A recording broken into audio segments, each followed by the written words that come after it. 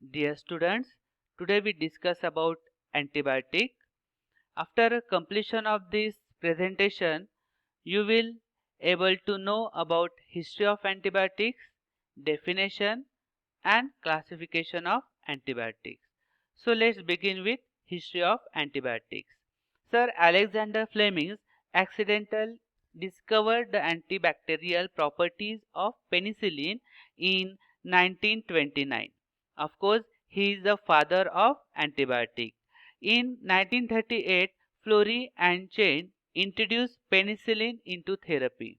As early as 500 to 600 BC, molded curd of soybean was used in Chinese folk medicine to treat boils and carbuncles.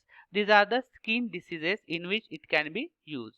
The discovery by Pasteur and Joubert in 1877 and microbiologist led Villemin defined antibiosis means against life, and these antibiosis word which are further derived as an antibiotic.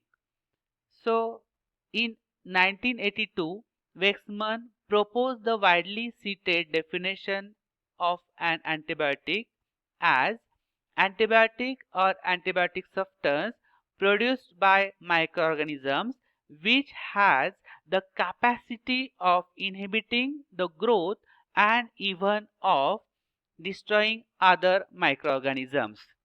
Means what?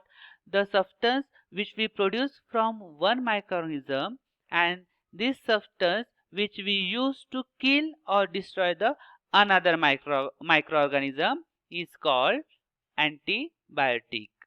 The substances which we also say as antibiotic, if it will fulfill all these conditions or it will meet all these conditions, like it is a product of metabolism, it is synthetic product produced as a structural analog of a naturally occurring antibiotic, or it antagonizes the growth or survival of one or more species of microorganism, and it is very effective in low concentration. If any substance fulfill all these requirements, all these conditions, then these substances which can also say as an antibiotic. So antibiotic can be classified in different ways, like according to spectrum of activity, according to source, according to mechanism of action, and depending upon the chemical classification. So we go one by one. So about according to spectrum of activity. Spectrum of activity, first is narrow spectrum antibiotics and broad spectrum antibiotics. So what the meaning of this? Narrow spectrum antibiotic means these are effective against either gram positive or gram negative microorganism. Means they are only effective to any one type of the microorganism. Example like penicillin, cephalosporin, erythromycin. Second is broad spectrum antibiotic, means these are effective against both gram positive as well as gram negative microorganisms. Therefore, it is called broad spectrum antibiotics. Example, chloramphenicol, tetracycline and ciprofloxacin. Now, second way of classification is according to source. So, source, here we see the from which the antibiotics are obtained, which is the source and example of respective drugs. First is obtained source is fungus, example is penicillin, griseofulvin. Second, actinomycin, example tetracycline, chloramphenicol, aminoglycosides. Third, bacteria, which we obtain from bacteria, example like bacitracin, polymyxins. Next is semisynthetic, example semisynthetic penicillins, cephalosporins, and fourth one is which is totally synthetic one, example chloramphenicol.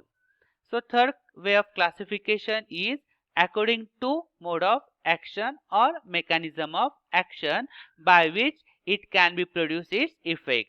So first, cell wall synthesis inhibitors which inhibit the cell wall and inactive the microorganism, example penicillin, cephalosporin, vancomycin, bacitracin, and cycloserine. Second way is which interfere with cell membrane of microorganism and inactivate the microorganism. Example, polymyxin, amphotericin B, nystatin. Third way is protein synthesis inhibitors. Example, tetracyclines, erythromycin, chloramphenicol, streptomycin, which means these microorganisms which inactivate the another microorganism by inhibiting the protein synthesis of microorganism. Fourth one is nucleic acid synthesis inhibitors.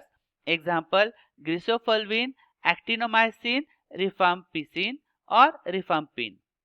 Next one is DNA garage inhibitors. Example, nalidixic acid, norfloxacin, ciprofloxacin. And last one is which interferes with DNA synthesis. Example, zidovudine, acyclovir. So these are the classification according to mode of action. And last one is chemical classification of antibiotic. Chemical classification is nothing but the classification which depends upon the heterocyclic ring which the molecule it possesses. Like suppose if it possesses or it have a beta-lactam ring, then this class is beta-lactam antibiotic. Example, penicillins, cephalosporins. Second one is aminoglycosides, means it contains a amino group with a glycoside ring. So these are called aminoglycosides. Example, streptomycin, gentamicin, tobramycin, amikacin, neomycin, kanamycin, etc. Next one, if it contains a 4 fused rings, cyclic rings, 4 fused cyclic rings is called tetracyclines. So examples like tetracycline, chlortetracycline, doxycyclines, minocyclines. Then next one is if it have a macrolide, means a very big membered ring, then it is called macrolides. Example, erythromycin, azithromycin, clarithromycin. Then next class is lincomycins. Example, lincomycins, clindamycin. And last one is the polypeptides, means it having a more number of peptide linkage, so it is called polypeptides.